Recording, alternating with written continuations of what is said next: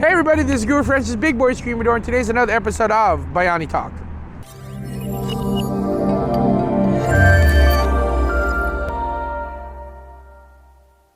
Hey everybody, this is Guro Francis, Big Boy Screamador, and today's another episode of Bayani Talk. And today we're going to talk about Filipino Martial Arts, or FMA, as it pertains to mental health. Now, before we continue, I am not an expert, I'm not an authority. I am not a counselor or a psychiatrist on any of that level. I have taken some counseling classes, as well as I've been counseling youth members for youth ages like 13 to 18 for over 20 years now, 20 plus years. But I have no training whatsoever on it, so just take it with a grain of salt. So now, how does Filipino martial arts pertain to mental health? Well, let me share a story with you first. Every year, I always shut down the school for the last 2 weeks of the year. Two main reasons. One, because the last 2 weeks of the year is usually Christmas time, right? That's when we time to celebrate with our family, our loved ones, and it's just kind of decompress. And the second reason is because I attend a camp called Christmas Institute, which is held always on December 26th to the 30th. Now, I've been attending Christmas Institute since early 90s. I can't really exactly remember when, and I've been a counselor for over 2 decades. And then I've been attending the Southern California one, and then I started attending the Chicago one, with the exception, of course, last year because of COVID. But so how does that pertain to my mental health? Well, the first things first is that when I shut down those last 2 weeks of the year, that's when I realized that's like the length amount of time I can go without Filipino martial arts. I know that because in 2008, the only other time that I missed Christmas Institute was I was in the Philippines, and I was supposed to go to Christmas Institute in the Philippines. And that's because Christmas Institute was actually founded in the Philippines. So I was very, very much excited to go to Christmas Institute. I shut down the school. That's when I actually started teaching in the Philippines. I shut down the school. I told my students, hey, enjoy the rest of the year. I'll see you all at the beginning of next year. And we were all ready to go. And on Christmas Eve, that's when the Christmas Institute in Philippines asked me not to show up.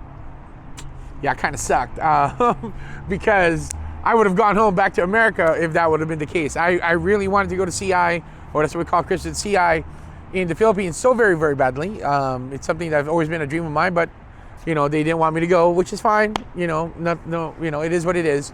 But I ended up not being able to go to CI because of that. Secondly, because of that, I didn't know what I was going to do for the next 2 weeks. I usually, spend that time with my family and then spend the rest of the year from the 26th to the 30th in CI. But now my family is 8,000 miles away.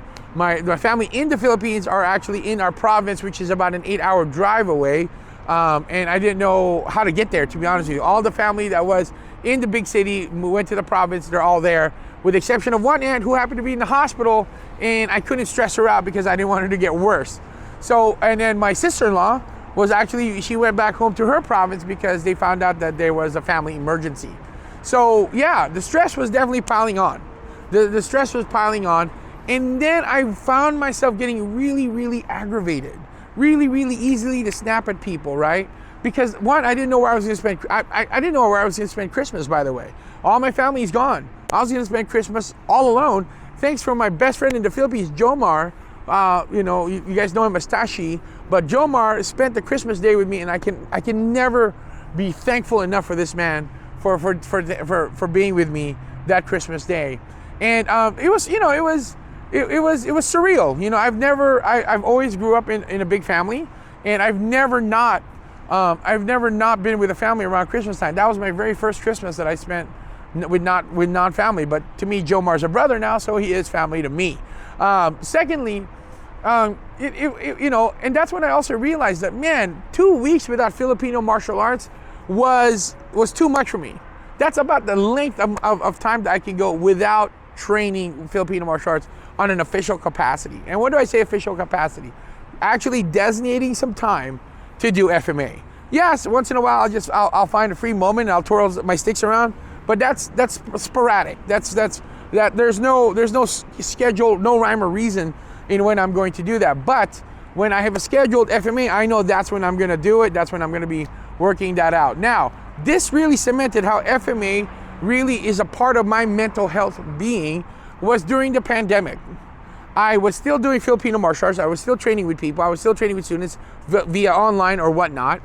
I was still doing Filipino martial arts, and I think that's one of the things that kind of carried me over this pandemic for over a year. I was able to kind of hang on in there. So why is FMA so helpful when it comes to mental health? And again, I'm just speaking from my experience and from the other accounts that other people has given me.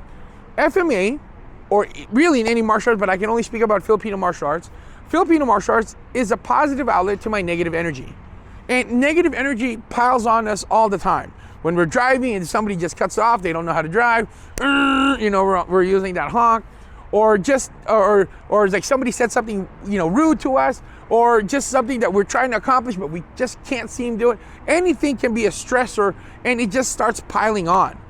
And I realized that if I don't have some sort of spigot or outlet for my negative energy, it just continues to pile on, where then I become easily aggravated. I won't be able to sleep well at night.